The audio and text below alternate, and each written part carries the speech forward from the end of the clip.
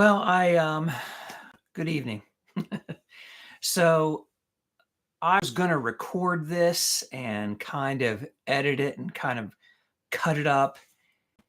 And I found that I thought I'm going to actually go live with this one. We'll record it, we'll make it part of the entire playlist, but I'm going to go ahead and just do my spiel the whole live. Now, in case you couldn't tell, I do sort of have a script that I've been using, so I will be using that tonight as I go through this. And as I'm going through it, if you join and you'd like to add any questions or comments, please feel free to put that in the chat, and I will address those when I get to the very end. So let me begin by saying welcome and thank you for your support on this whole series. You guys have all continued to kind of show up and watch the videos as I've produced them, and I do really greatly appreciate that. I think that this might be, of all the stuff that I've done on this page, this might be probably maybe the most important contribution that I've made, because I feel like this theological point is one that many Sabbatarians are lacking. And if the light could go on, if the Holy Spirit would enlighten them to this, it would change a great deal for them. So I'm really hoping and praying that he does that very thing. So let's talk about this entire series of why I believe this Sabbath is a ceremonial law. So the first thing I'll say is, as I mentioned in an earlier episode, I've known these three reasons the entire time. I've known them in the 20 years since I left the Seventh-day Adventist Church. As an ordained elder, as a born and raised Seventh-day Adventist, as one who was educated in elementary and high school, the academy, in Adventist schools, I was well versed in all the defenses of the Sabbath, also State of the Dead and the sanctuary and stuff like that. But specifically, I was trained in how to defend the Sabbath. And so what I would tell you is that in order for me to leave and depart the Adventist church, I had to wrestle with each and every one of those points. And why it was always so flabbergasting to me when an Adventist, when I was leaving or after I'd left, when they would want to make those arguments to me as if I had never heard them. Like, friend, I wrestled with that very thing. Well, if you love me, won't you keep my commandments? Yeah, I've been through all that. So the point is that these three reasons I concluded years ago. But as the years have gone by, and I would, meet with my Adventist friends or family, and I would have to present my case, when I would find myself ready to present these three reasons of why I felt it was ceremonial and not moral, before I could get into them, I felt like I had to lay some groundwork so that this person and I could be talking the same thing. So when we talk about the law, we're on the same ground. And so that's why for me, these opening episodes are so important. To one, acknowledge that the law is comprised of a variety of different laws that are of different natures, meaning some are moral, some are ceremonial, some are civil, some are dietary, some are about the sanctuary. So as long as we understand that, perfect.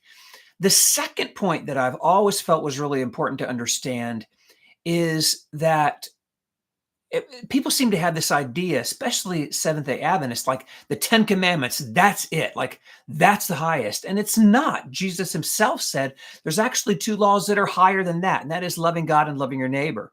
And so that's why I wanted to show that there is this hierarchy, that that when you start with these first two moral concepts, loving Lord your God with all your heart, your heart, your mind, and your soul, and loving your neighbor as yourself, these are moral concepts or principles.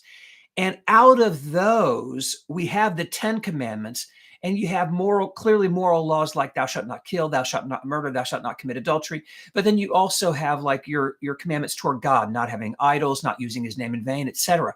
But those are not the end all be all, because just because somebody says, well, I'm not supposed to murder, okay, so I can just beat the crap out of somebody? That's what that means? Well, I'm not committing adultery, so I can, like, there's other, those laws have to be further fleshed out. And so that's what happens. You start with the two principles, you had the first 10 commandments, and then, as I've said, these are really just headers, if you will, or categories.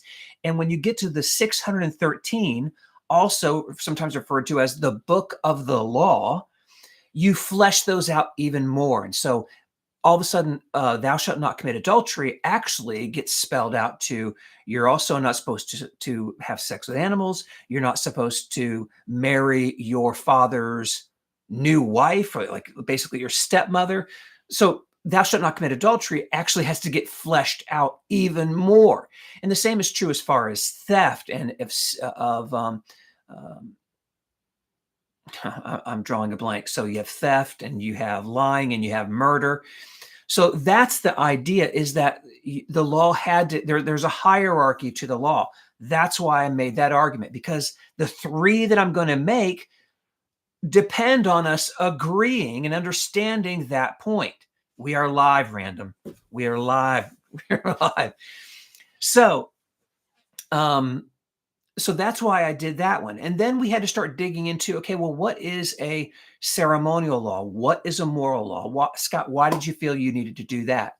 The reason I feel it's important to do that is because if we understand what a ceremonial and a moral law look like, feel like, taste like, how it acts, then when we're presented with a different, any law for that matter, when we're presented with that, then we can quickly go, oh, that looks just like X, or that looks just like Y.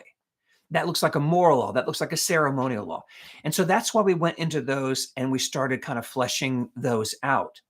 We also can acknowledge that there are some real differences between ceremonial laws and moral laws. Well, like what, Scott? Well, we've covered it, but why not cover it again? Ceremonial laws are temporary. Moral laws are eternal. Ceremonial laws were for a particular group of people. Moral laws are for all people. Ceremonial laws, some of them are for a specific amount of time. Moral laws are universal. They're always, always, always for all people in all times, blah, blah, blah, blah, blah. The other thing I'd say is there's a difference of what you need to do when one of these types of law has been broken. If you have committed like some type of, there's some ceremonial laws that you have to be ritually cleansed and then you're made right. Moral laws, you are sometimes having, like, you may cost you your life, or you have to make certain restitution. But the bottom line is, like, there's differences even in what you do when those laws are broken. Yesterday, I released episode 5, which is where we went back to the creation to see the seventh day. So, Scott, why was that important when we're talking about the three? Why was this important? The reason last night's was so important was because for Sabbatarians, I won't just say Seventh-day Adventists, but for Sabbatarians, what they do is when somebody comes along and says the Sabbath was just for the Israelites, well, they can't have that. So what they do is they go, but the Sabbath was in the Garden of Eden before the Jews, before Israel. So, and then they'll pull out, and by the way, Jesus said Sabbath was made for man. And so they're doing a little bit of trickery in this argument, but that's what they're trying to do. And so what I wanted to do in that episode last night was to show you that there's something rather unique about the creation story. And as I said in last night's video, days 1 through 6 all follow the same routine, and that is, and there was evening and morning the first day, and there was evening and morning the second day, except the Sabbath. The Sabbath does not follow that. The Sabbath is totally missing that, and there was evening and morning the seventh day. And as I argued last night, this was not an accident. This was not an accidental omission. It was intentionally left out. And I quoted you various and multiple theologians who made the point that it was intentional. And what it was doing, it was communicating something. And that something that it was communicating was that for God, they had now entered a holy time. The only person resting was God. You will not find in there anything about Adam and Eve resting, though they enjoyed the benefit of God's rest. They were not resting. Well, how can you say that? Because you have to rest from something. Literally, they are the last thing created on day 6. Day 7 begins. Their first full day is that 7th day. So they are literally created into that rest, God's rest. The point I was trying to make in that is you cannot start saying that this was the 7th day we're here. Like the day after, I just cut myself. Like the day after, Adam went back to work. No. I believe, and I think the theologians would agree, that the whole idea here is that mankind was going to live perpetually in God's rest, having everything provided for them and having perfect communion with God.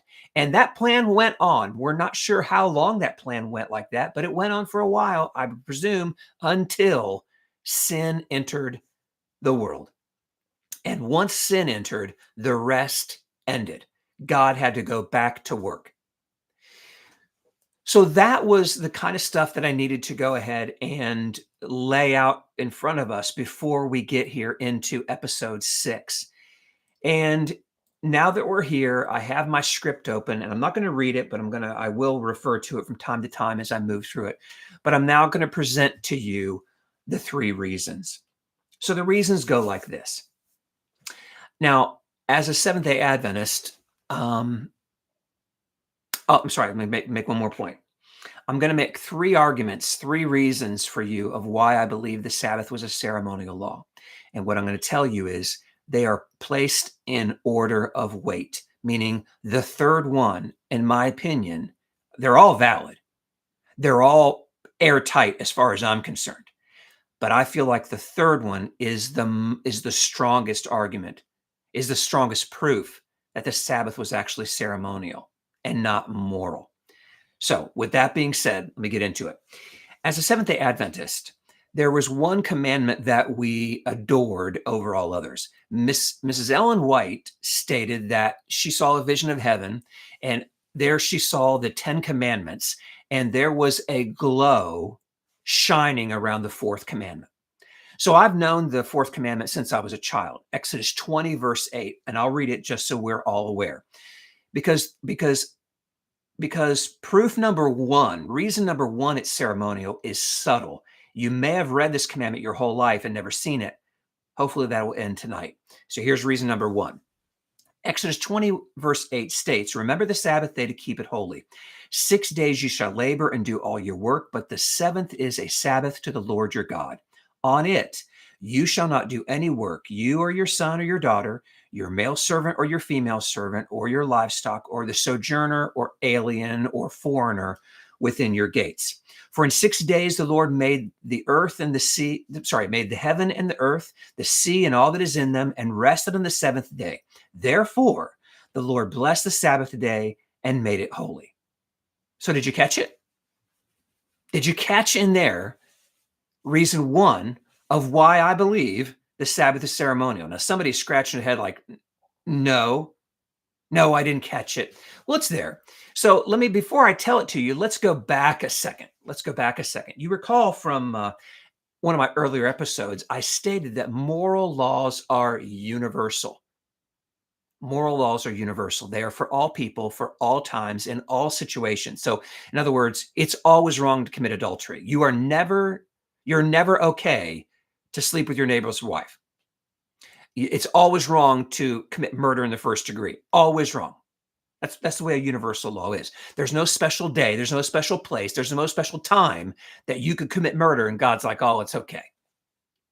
But this commandment states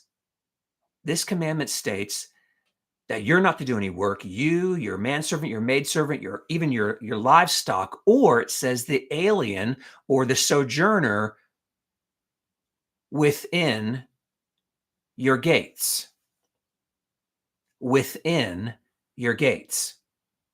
Now, ladies and gentlemen, moral laws are universal. Universal. You don't see a law that says do not commit murder within your gates. You don't see it say do not steal within your gates. You don't see it say do not worship idols within your gates. It doesn't need to do that. It can simply say do not murder. And because that way, since it's universal, when I say do not murder, it assumes within your gates or even outside your gates because it's universal. When it universally says do not steal, it assumes within your gates and outside the gates. It doesn't need to be distinguishing it. But this commandment says you're not supposed to do any work. You, your manservant, maidservant, your livestock, or the alien within your gates. The phrase within your gates appears only in covenant-specific laws, the ones that are tied to Israel's land, Israel's national identity, and their ceremonial covenant obligations. That's why that term is in there. So, why is it there? Because the Sabbath was part of Israel's covenant identity. It was part of their covenant life. Remember, the Sabbath is actually the sign of the old covenant. That's the sign of the old covenant. Just like, wait for it, just like circumcision, ceremonial law, was the sign of the Abrahamic covenant. Isn't that interesting? We have circumcision, ceremonial law, as the sign, and we have the Sabbath, ceremonial law, as the sign of the Old Covenant with Israel. The bottom line is this: foreigners living within the gates under Israelite authority were required to obey it. But foreigners outside the gate were not. That's why that distinction is there. A Gentile living in Samaria was not sinning because on Saturday they were still working. So that is my first argument of why I believe the Sabbath was a ceremonial law, because it was clearly not universal. But wait, there's more. So reason number two. Remember, we talked earlier about if you know what a ceremonial law looks like, when you see another ceremonial law, it's like, oh, that looks exactly the same. Looks exactly the same. If you know a moral law, then when somebody else presents one, you're like, oh, that looks just like a moral law. Well, in the book of Leviticus, there's a section in there where Moses proceeds to start writing down and documenting all of the various ceremonial holy days that the Israelites would need to worship. He provided their names. He provided what was required of them on that day, what was prohibited on those days, when they should start, when they should stop, exactly what day of the year it should start. It provided all that kind of stuff. All right. And so this is found in Leviticus chapter 23. And in there you will find agreed ceremonial holy days that you and I are all familiar with. The Passover, first fruits, Day of Atonement, Feast of Weeks, Feast of Booths. You find all of those there. But Leviticus chapter 23, verse 2, calls all of these appointed festivals, holy convocations. Did I happen to mention in Leviticus chapter 23 what the very first holy day that they were to follow was? Did I mention which one the first one was? The Sabbath. The Sabbath. So sitting there amongst all these other days, and just like the Passover, the Sabbath, it falls on a specific day, just like the Day of Atonement, with regimented actions that must happen and certain things are prohibited. Just like those, the Sabbath has what you must do. Actually, there's not much in what you must do. Strangely enough, it's what you must not do. You must not work. Strangely enough, in this, when you look at the Sabbath, it never says like on this day you're supposed to worship. I think this because we're supposed to be worshiping every day. But the point is, work is prohibited, just like on every other one of these holy days. Now, I'm going to be transparent with you here and make a confession to you. You know, I've been out of Adventism for 20 years, but I can still remember with great embarrassment some of the arguments that I would make when someone would bring up passages about the Sabbath, like the let no one judge you on a Sabbath or on this or that, or something like in Galatians, like we're no longer, don't, whatever, whether it's be Galatians or Colossians, and they would bring up these things about the Sabbath. I'm embarrassed to tell you that I would fall into this trap of being intellectually dishonest. And I would say really foolish things like, well, those were the ceremonial Sabbaths, not the moral Sabbath. As if one Sabbath is ceremonial and one Sabbath is moral. Ladies and gentlemen, I will grant you, and again, I will address this in a later episode, that there is a ceremonial and a moral element to the Sabbath. I'll agree with that. But for you to straight-faced try to tell somebody, well, those are the ceremonial Sabbaths, those are done. This is the seventh-day Sabbath. It's different. I can't believe, I'm ashamed that I ever even tried to make that argument. And the same thing, if you would try to do that here, it'd be intellectually dishonest to say, well, even though it's the first Sabbath here, it's not the same. It's not the seventh day. Ladies and gentlemen, it's the same. It's first because of all the holy days. Of all the holy days, this one, this seventh-day Sabbath, is followed more frequently than any other. You do the Day of Atonement one day a year. You do the Passover 1 week or whatever, 1 month a year. But the Sabbath you're doing every week, at a minimum 52 times a year. I say at a minimum because I agree that there were these other special Sabbaths. So that's why I say it was at a minimum of 52. But to sit here and try to say, oh no, well, the Sabbath there was ceremonial, but this one's moral. No, just think about what we've said earlier. Think about the arguments that we've made already earlier. This does not hold water. It doesn't hold water. So that was number 2. Number 1, the Sabbath commandment itself makes it clear that it is restricted to not to work within the gates. That is already making the point that this is not totally universal. Number 2, the Sabbath is first among a long list of other ceremonial holy days. That was number 2, which brings us to number 3. And as I've said, I firmly believe that number 3 actually carries the most weight. And the reason I feel it carries the most weight is because it is the argument that Jesus made.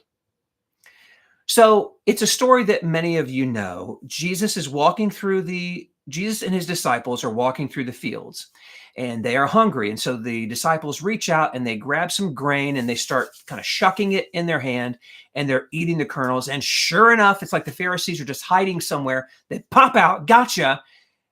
Your disciples are breaking the Sabbath.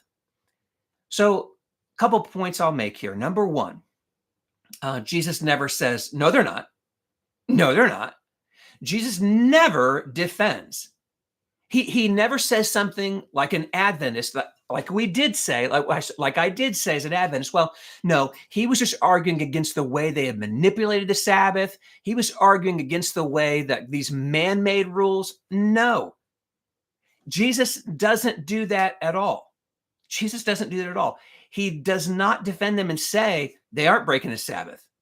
He's fine, ladies and gentlemen, he's fine that the Pharisees are saying they are breaking the Sabbath. He's fine with that. Well, how could he be fine with that?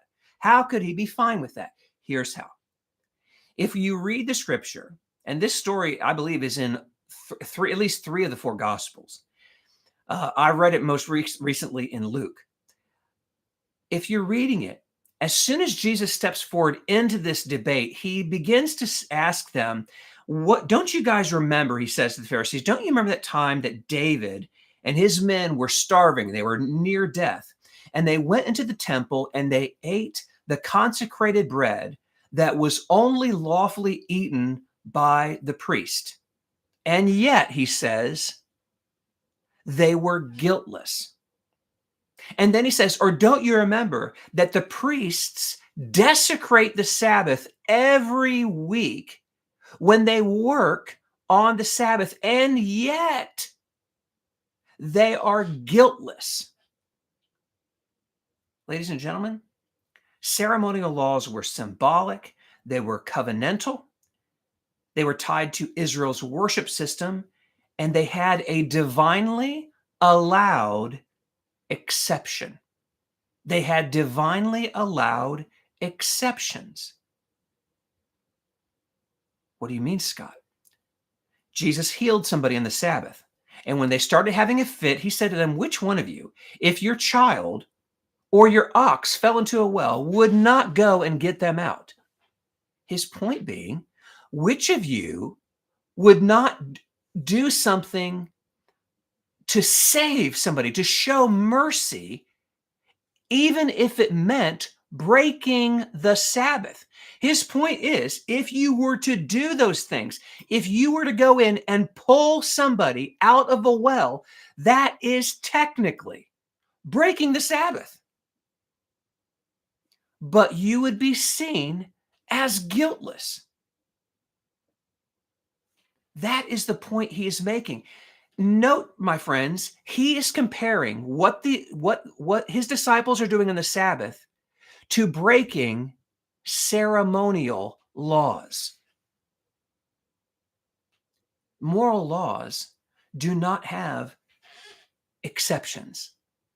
There's not an exception to adultery. You cannot commit adultery and God go, "Oh, okay, well, you're guiltless."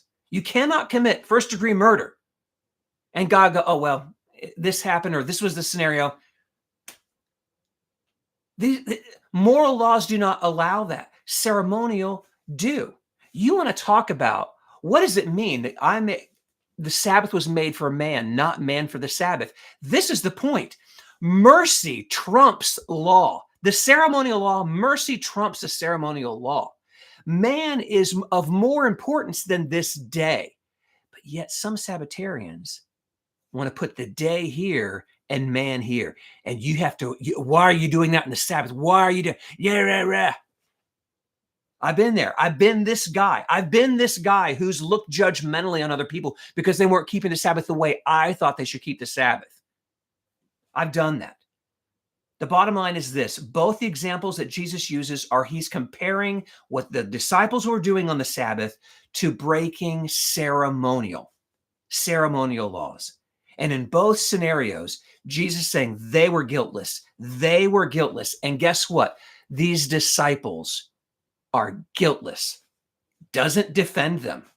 No need to, because there are exceptions. Ladies and gentlemen, I'm not alone in this. I'm going to read to you some quotes right now. John Calvin wrote, "Christ teaches that works of necessity and mercy are lawful on the Sabbath. So for the ceremonies were never intended to bind the conscience in the same way as moral commands." Charles Hodge writes, "The ceremonies of the old law were typical, prefiguring the character and work of Christ. Their observance could give way where necessity or mercy required, for they belonged to a different order than the moral precepts. I said this on this channel and other videos before. Moral laws have no loopholes. There's never a way you can break a moral law and goes like, but it's okay. You're guiltless. Doesn't happen. John Owen wrote, ceremonial institutions admitted exceptions of necessity and mercy, for they were shadows, not the substance. The substance is Christ. And finally, J.I. Packer wrote, ceremonial law expressed symbolic truths, which, being shadows of Christ, never bound the conscience as moral law does. Moral law binds the conscience. Ceremonial laws don't, never their intent. Jesus treated the Sabbath as a ceremonial law. He compared breaking the Sabbath to breaking a ceremonial law. So,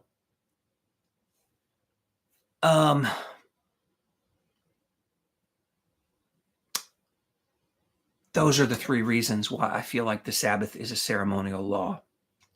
As I said earlier, I feel they're very strong. I feel they're very legit. I feel they're very valid. But you may not be convinced of that. And that's fine. Totally fine. What I'm going to tell you is this. This series was supposed to be 7 episodes. I'm here to tell you that there's going to be a 7th, though I'm going to call it 6.5. And allow me to explain why there's going to be another episode. The reason I need this other episode is this. There are going to be some Adventists who, let me stop here. There are 2 issues that I need to address in the following episode. And those are the fact that the Seventh-day Adventist Church teaches that the Sabbath is the seal of God. I need to be able to prove to you that they do believe that. I need to prove to you what that in fact means.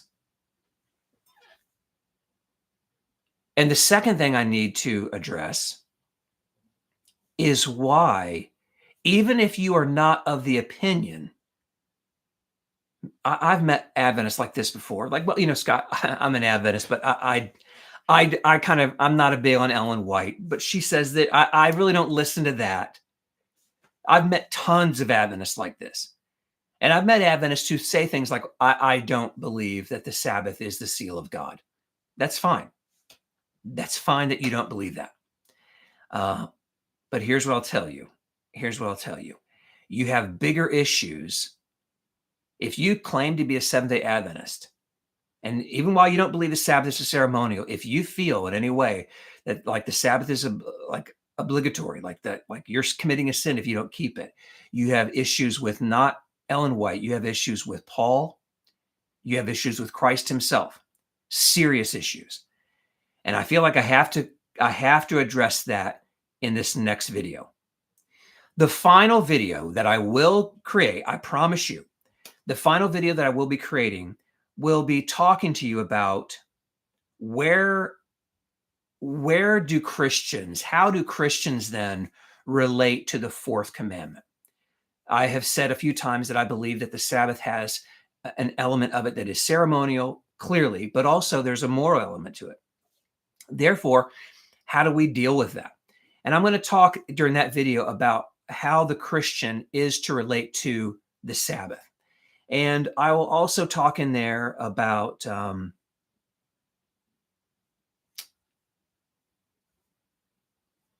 myself and like over these 20 years, like the journey I've taken and I've went through when it comes to the Sabbath, because it has been a journey, and I'll talk more about that. But that's what we wanted to do tonight, was at least just in one fell swoop, without any editing, just give you the 3 reasons. So I hope that you find this helpful. and a blessing. And I hope that you'll continue to watch and keep your eyes open. I should have the next couple episodes done, hopefully by uh, maybe I may have 6.5 done tomorrow. We'll see. But frankly, the final episode will probably have to be released maybe middle of next week, something like that. So anyhow, I hope you guys have a great rest of your evening. Thanks for hanging out with me here.